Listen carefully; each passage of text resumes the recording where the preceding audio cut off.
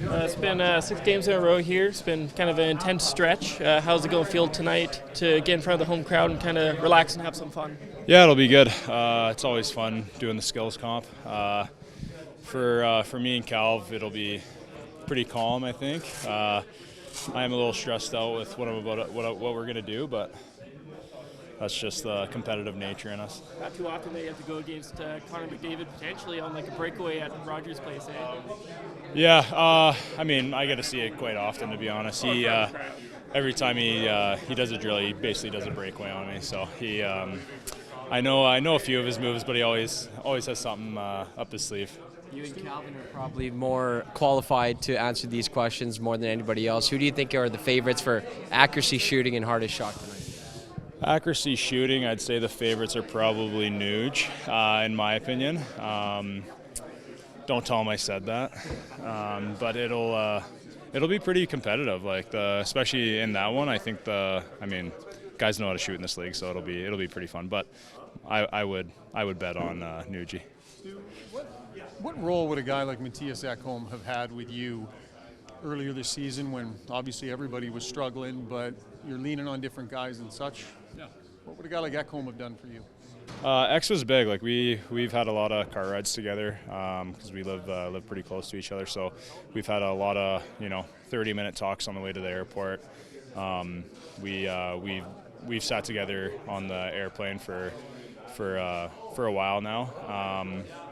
So he's been really big for me, just being able to talk to somebody, and he's obviously been through a lot of seasons, especially with Nashville. He's been able to go to the finals. He's had seasons where they haven't made the playoffs, so he has a lot of experience. So just to pick his brain on things like that has been really helpful for myself. And I guess, I don't know what you guys need at that time, because it's nobody really has the answer, but downloading to someone that you know can listen and. Imagine you don't do that with everybody. Yeah, there's a ton of experience in here, so it's nice to have those types of conversations with each other. I think that's why stretches like that, especially what we're seeing right now, is it can either make a season really good or it can defeat you. And the way that we've been handling it is definitely a lot of perseverance in our game. And I will say that comes from a lot of experience in us being able to have those conversations to kind of stick together.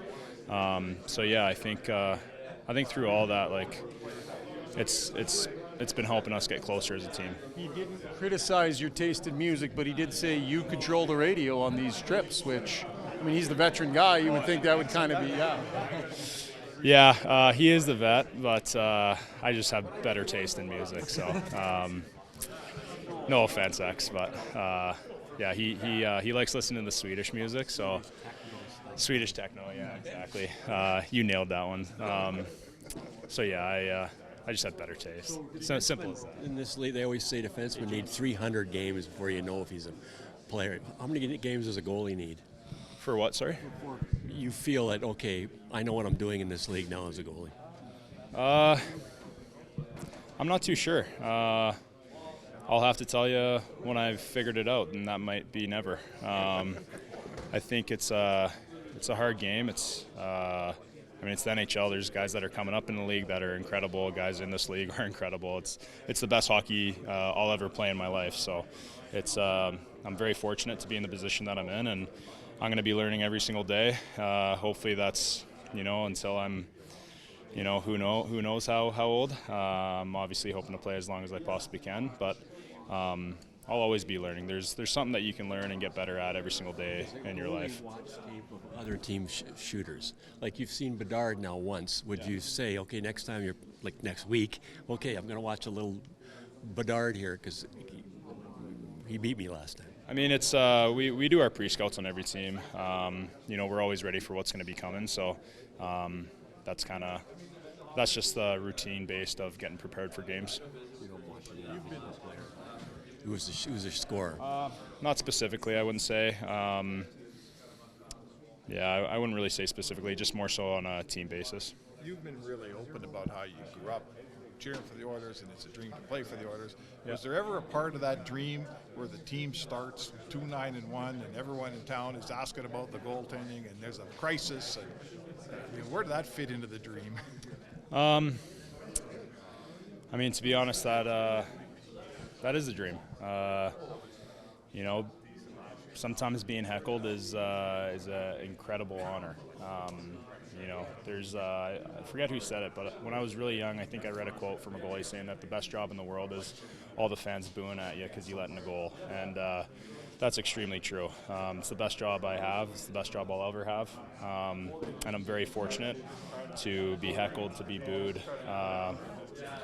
Some people say I suck, and that's great. I'm going to keep on working on my game, and I get to play the game that I love to play. So to that, it's a huge privilege to be in a position like that. Is it harder to be a local guy, an Edmonton guy, and getting those boos than it would be if you were playing in Detroit or something? I mean, no matter what, it's always going to be, you don't want to hear stuff like that.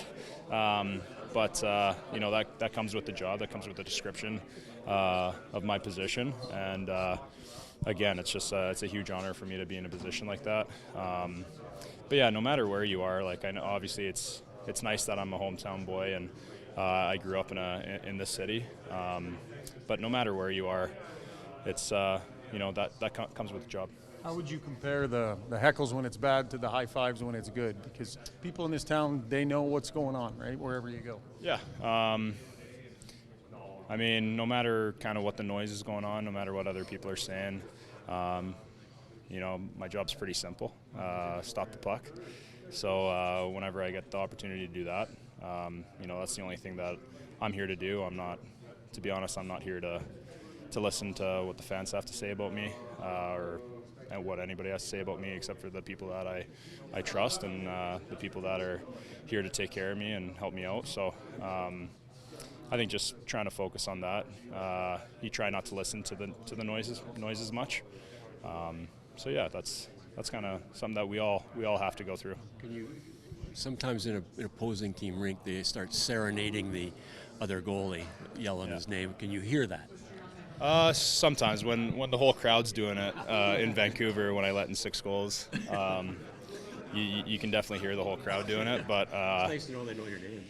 Yeah, exactly. I mean, again, sorry about that. To your point, again, it's an honor to hear that. Everyone's chanting your name, whether it's good or bad. They're chanting your name, so it's. You were standing there saying, "This is a privilege." Yeah, I mean, it sucks in the moment, but it is an extreme honor to hear that. I mean, people saying your name, no matter the scenario, it's a good feeling. Stu, where did that internal work within yourself stem from? Because how do you value the things that are in your control, your processes, and not listening to the outside noise? Where did that start?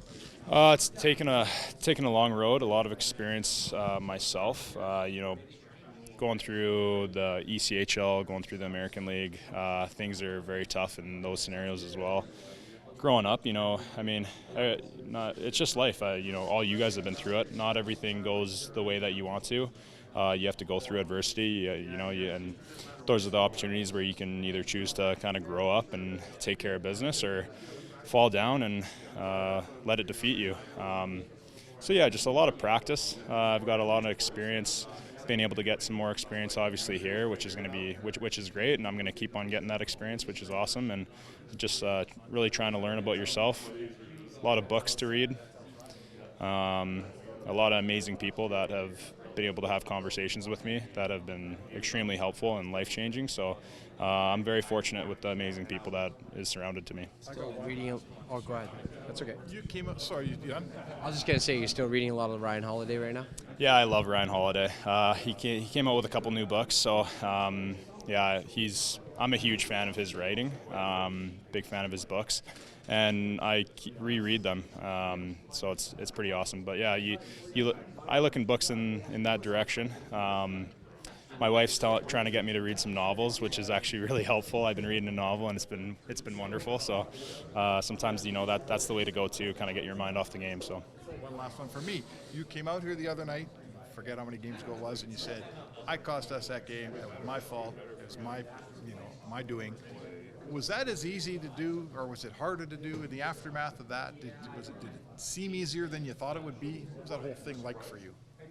Like to call myself out? To come out and say that. A lot of guys don't do that for a long time in their career. You did that as a younger player. Yeah, thank you. I think comes with the territory of who I am, also of what I believe in, and I think just being able to have some ownership of kind of how things go is really important, because then I get to grow and learn from those things. So I've cost a lot of games in my past, in the past. I've also been able to steal some games in my past, so it goes both ways. So it's something that I think is important to do every once in a while. I mean, it's just trying to have ownership.